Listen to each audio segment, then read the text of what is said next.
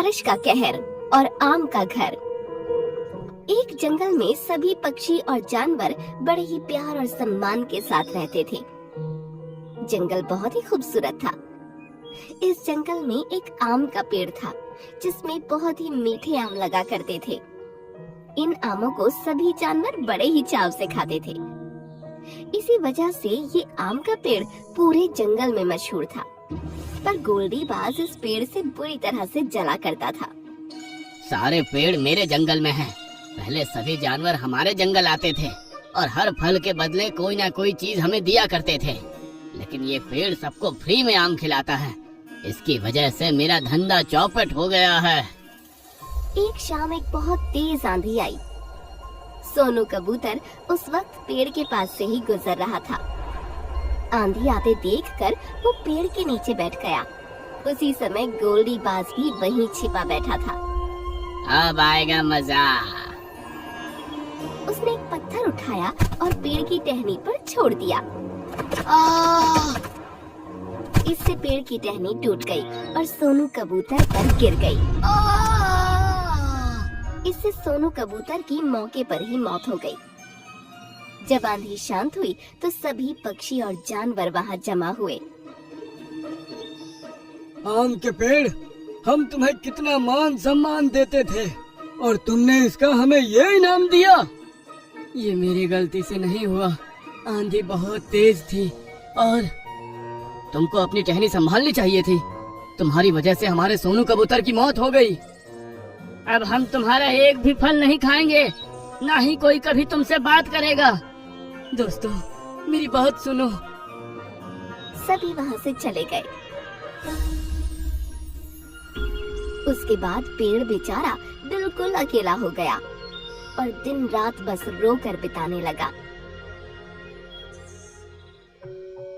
इस जंगल में मीनू चिड़िया भी रहा करती थी, जिसके साथ उसके 3 बच्चे थे।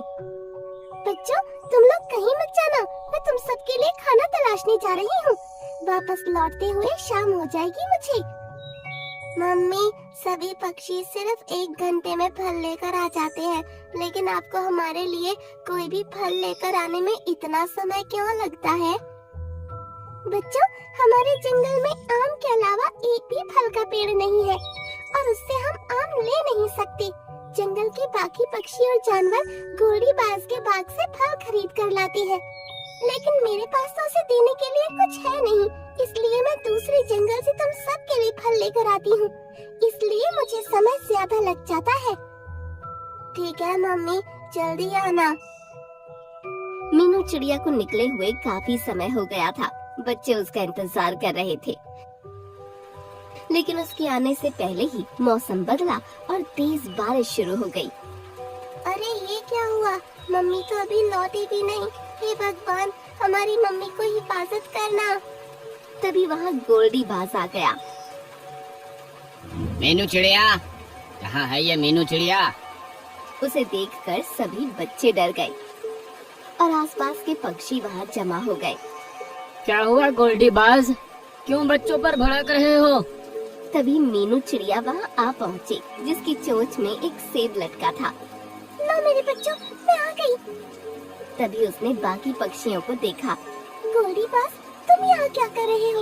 और आप सब लोग इस तरह मेरे घर पर कैसे जमा हैं? देख लिया आप सबने कि अब इसकी चोरी पकड़ी गई तो कैसे भोली बन रही है। ये रोजाना मेरे बाग से फल चुरा कर आती है और अपने बच्चों को खिलाती है। अरे मैंने ऐसा कुछ नहीं किया। मैं तो बहुत मुश्किल से दूसरे जंगलों से अपने बच्चों के लिए फल ढूंढ कर लाती हूँ। मीनू, ये बात ठीक नहीं है। तुम गोल्डी बाज के जंगल से फल चोरी करके अपने बच्चों को खिलाती हो। हाँ, इसके पास मुझे देने के लिए कुछ नहीं है ना, इसलिए ये ऐसा करती है और ये दिखाती है कि दूर जंगलों से फल लेकर आती है। काफी लंबी बहस हुई, लेकिन मीनू अपने आप को सच्ची साबित न कर पाई। मीनू, ये बात हमारे जंगल के लिए बिल्कुल भी ठीक नहीं है। तुमको अभी के अभी गोल्डी बाज के फलों की कीमत चुकानी पड़ेगी। मैं भला इसे क्या दे सकती हूँ? मेरे पास देने को कुछ नहीं है। तुम्हारे पास कुछ नहीं है तो क्या हुआ? ये घर तो है। इतने दिनों से तुम फल चुरा कर ला रही हो, तो इतनी कीमत तो बनती है। कि ये घर मेरे हिस्से में आ जाए। ऐसा मत कहो, ये घर भला मैं तुमको दे दूंगी तो मैं और मेरे बच्चे कहाँ जाएंगे? वैसे भी कितनी तेज बारिश हो रही है। मीनू, तुमको ये घर छोड़कर जाना ही पड़ेगा, वरना ये गोल्डी बाज के साथ नाइंसाफी होगी। सभी पक्षियों ने मिलकर उसे घर से निकाल दिया। गोल्डी बाज बहुत खुश हुआ। चलो बच्चों, बारिश पड़ रही है, हमें अपने लिए आशियाना ढूंढना पड़ेगा। बारिश बहुत जोरों की थी। मीनू बेचारी अपने तीनों बच्चों के साथ पूरी ताकत के साथ उड़ रही थी।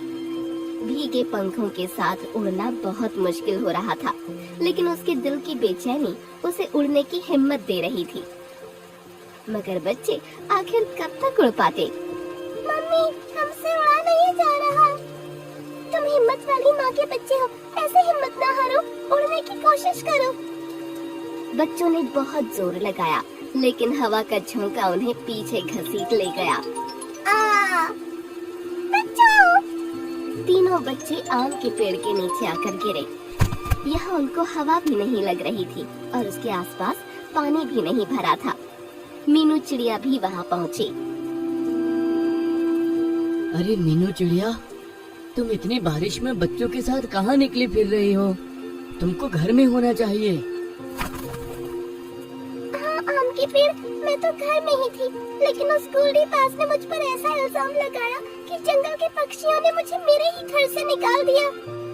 उस दुष्ट का तो काम ही यही है। कोई बात नहीं, अब तुम आराम से रह सकती हो। तुमको अब किसी की परवाह करने की जरूरत नहीं है। भला मैं कहाँ रहूंगी?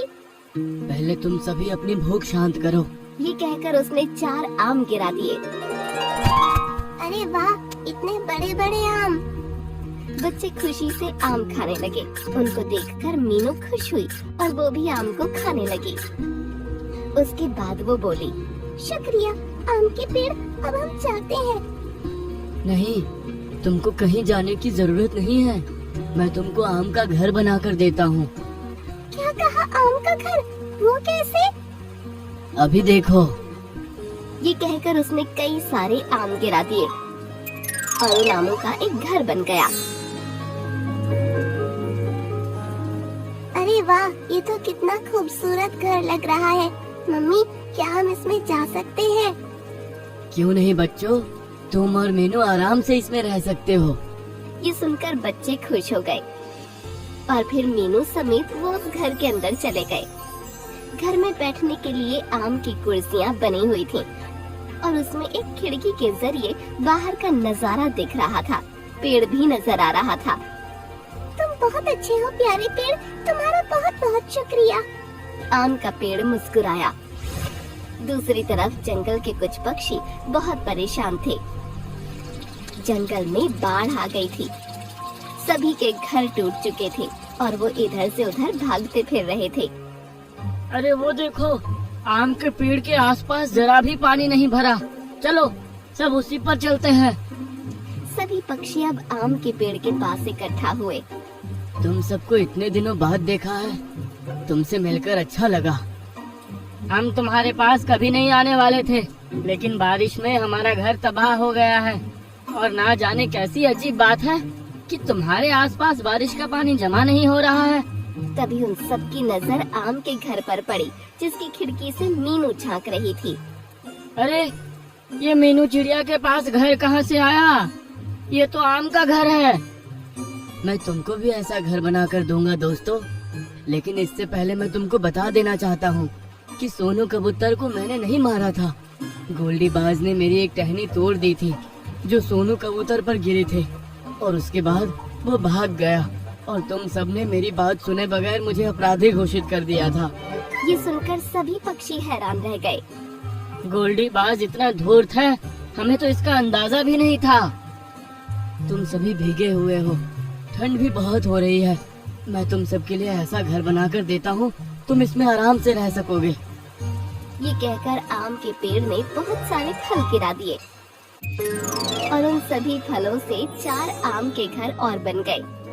अरे वाह, ये घर तो कितने प्यारे हैं। लेकिन भला ये घर अपने आप कैसे तैयार हो गए? जब तुम लोगों ने मेरे पास आना और मेरे फल खाना बंद कर दिया था, तो मैं दिन रात रोता रहता था।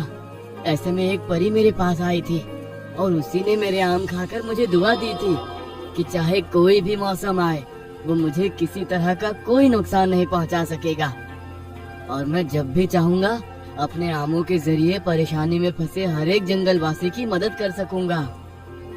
तुम हमें माफ कर दो प्यारे पेड़, हमसे बहुत बड़ी गलती हो गई और इन सुंदर घरों के लिए शुक्रिया। ये सुनकर पेड़ खुश हो गया। सभी पक्षी अपने अपने घरों में चले गए। वाओ! सभी को घर बहुत पसंद आए और ये सभी खिड़की से बाहर बारिश का नजारा देखने लगे। तभी गोल्डी बाज वहाँ आया। ये क्या, तुम सब इस आम के पेड़ के पास बैठे हो, ये जानते हुए भी कि ये हत्यारा है? हमें तुम्हारी सारी चालाकी समझ आ गई है गोल्डी, अब हमारे जंगल से दफा हो जाओ। ये सुनकर गोल्डी को बहुत गुस्सा आया। तभी उस पर बिजली गिरी जिससे वो झटका खाकर जमीन पर गिर गया और पेड़ समेत सभी पक्षी उसे देखकर जोर जोर से हंसने लगे।